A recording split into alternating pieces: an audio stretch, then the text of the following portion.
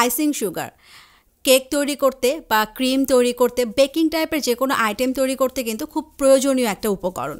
এটা বাজারে কিনতে পাওয়া যায়। তো বাজার থেকে কিনে আনলে কী অবস্থা হয় সেটা দেখতে পাচ্ছেন। চামচ দিয়ে চাপ দিলেও কিন্তু ভাঙছে না। তো সেক্ষেত্রে কিন্তু মেজারমেন্টটা ভুল হয়ে যায়।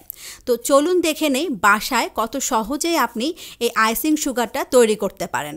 আচ্ছা, এটাকে কিন্তু অনেকে আবার কনফেকশনারি সুগারও বলে, আবার অনেকে পাউডার সুগারও বলে। যে যেটাই বলুক, জিনিস কিন্তু একই। তো আমি একটা গ্রাইন্ডারে 1 কাপ পরিমাণ সাদা চিনি নিয়ে নিলাম। ব্রাউন সুগার দিয়ে কিন্তু এটা হবে না।